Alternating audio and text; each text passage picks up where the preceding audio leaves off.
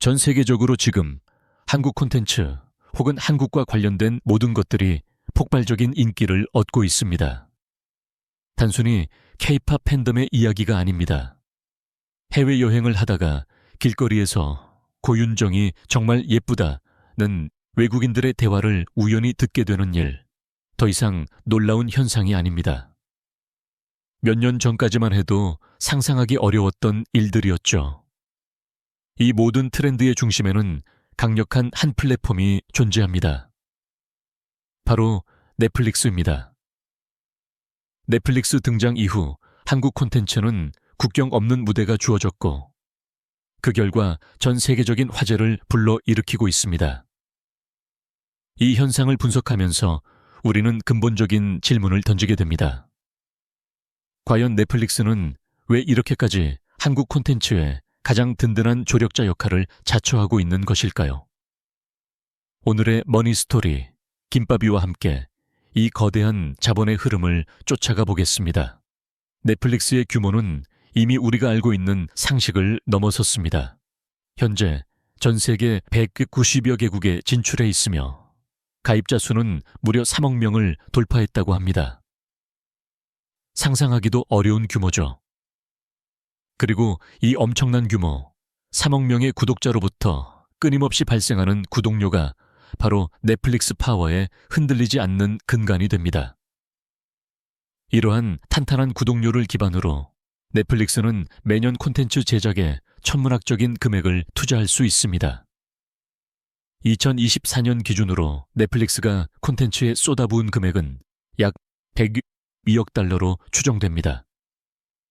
이 숫자가 피부에 와닿지 않으실 수도 있습니다.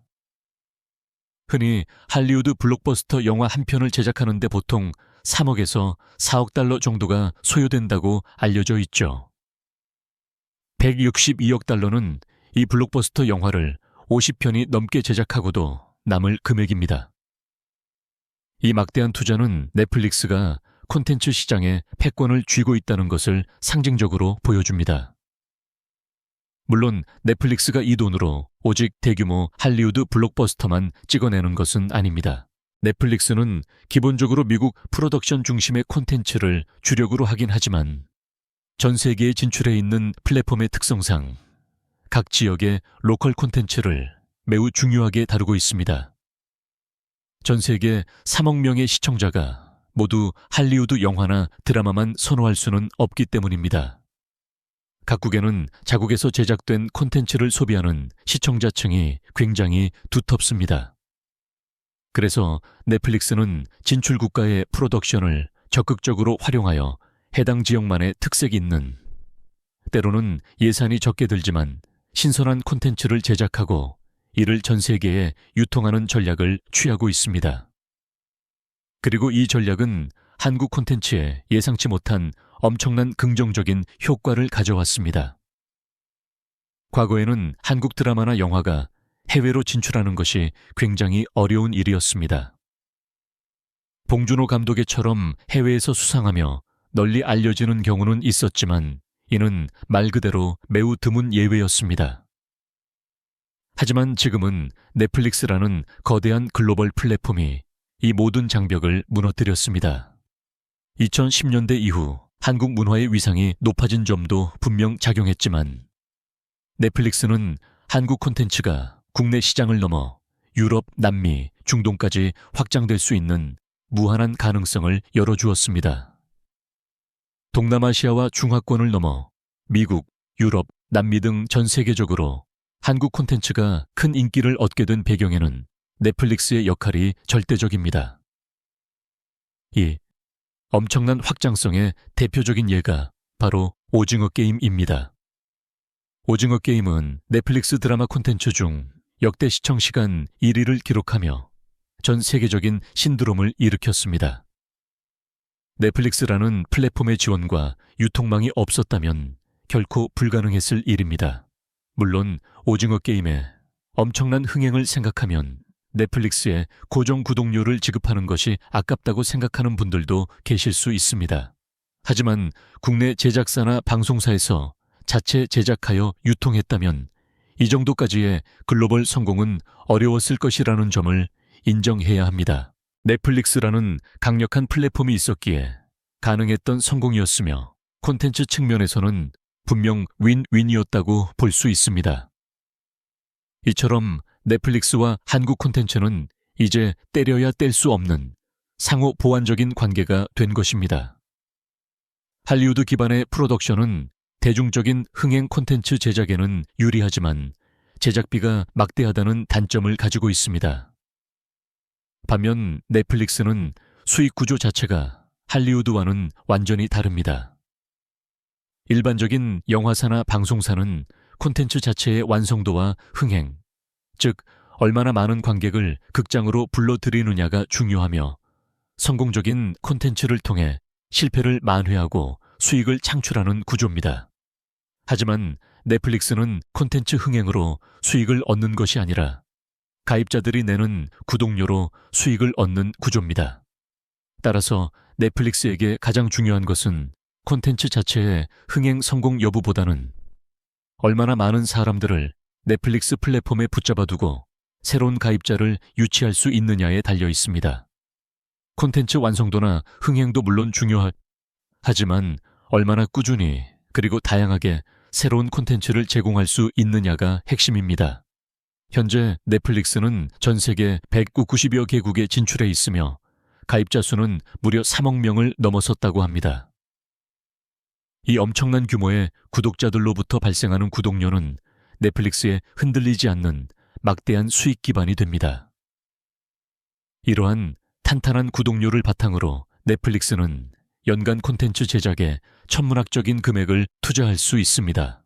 2024년 기준으로 넷플릭스가 콘텐츠에 투자한 금액은 약 162억 달러로 추정되는데 이는 할리우드 블록버스터 영화 50편 이상을 제작할 수 있는 규모입니다.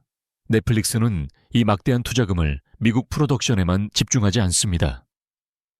전 세계에 진출해 있는 만큼 모든 시청자들이 할리우드 영화나 드라마만을 선호하는 것은 아니기에 각 지역의 로컬 콘텐츠도 매우 중요하게 다루고 있습니다. 자국에서 제작된 콘텐츠를 소비하는 시청자층이 매우 두텁기 때문입니다. 이러한 전략의 중심에 한국이 있습니다. 한국 콘텐츠는 넷플릭스에게 매우 매력적인 선택지입니다. 할리우드 스타일과는 다른 한국 콘텐츠만의 독특한 재미와 매력을 글로벌 시청자들에게 제공하면서도 제작비는 할리우드 블록버스터에 비해 상대적으로 낮기 때문에 가성비가 매우 좋은 투자처가 아닐 수 없습니다. 특히 오징어 게임 이후 전 세계 시청자들의 한국 콘텐츠 수용도가 크게 높아진 상황에서 넷플릭스는 한국의 투자를 늘릴 수밖에 없습니다. 당장 매번 오징어 게임만큼의 초대박 흥행을 기록하지 못하더라도 꾸준히 팬층을 유지하고 플랫폼에 잠재 구독자를 유치하는 데 한국 콘텐츠가 결정적인 역할을 하기 때문입니다. 넷플릭스가 매주 새로운 콘텐츠를 제공하며 기존 구독자를 유지하고 신규 구독자를 유치하는 선순환 구조를 만들어내는 데 있어 한국 콘텐츠는 핵심 축을 담당하고 있는 것입니다. 물론 이러한 넷플릭스 시대가 한국 콘텐츠 시장에 긍정적인 측면만 가져온 것은 아닙니다. 넷플릭스의 대중화는 극장가를 확실히 타격했습니다.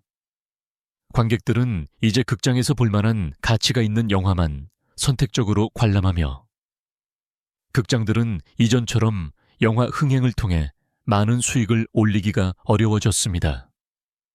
또한 넷플릭스 유입으로 인해 국내 콘텐츠 제작비가 상승하는 것도 피할 수 없는 현실입니다.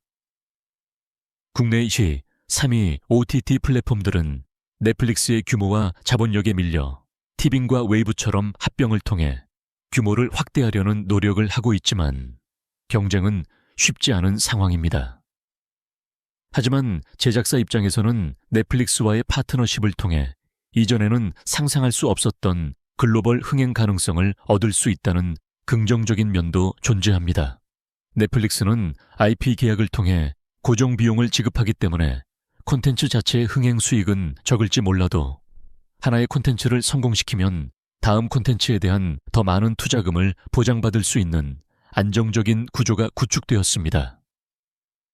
중요한 것은 이 변화 속에서 콘텐츠 제작 방식이 근본적으로 달라지고 있다는 점입니다. 과거처럼 특정 배우를 캐스팅하거나 특정 소재를 활용하면 무조건 흥행한다는 공식은 더 이상 통하지 않습니다. 이제는 기획력과 아이디어를 바탕으로 비용 구조를 효율적으로 관리하고 오직 글로벌 시청자를 사로잡을 수 있는 독특하고 신선한 콘텐츠를 만들어내는 것이 중요해졌습니다. 결론적으로 넷플릭스는 한국 콘텐츠 시장에 일방적인 위협이 아닌 새로운 기회와 더불어 도전 과제를 동시에 안겨주었습니다. 한국 콘텐츠는 과거의 성공 공식에 안주하는 것에서 벗어나 글로벌 플랫폼이라는 새로운 환경에 맞춰 끊임없이 변화하고 혁신적인 길을 찾아야만 합니다. 이것이 바로 넷플릭스가 한국 콘텐츠의 진심인 이유이자 그들의 거대한 자본력과 플랫폼의 힘이 가져온 가장 큰 변화입니다. 오늘은 넷플릭스가 한국 콘텐츠의 든든한 조력자가 된 배경과 그로 인한 시장의 구조적 변화에 대해 이야기했습니다. 혹시 궁금한 점이나 다른 의견이 있으시다면 댓글로 남겨주시면 좋겠습니다. 다음에는 더 재밌는 이야기로 찾아뵙겠습니다. 안녕히 계세요.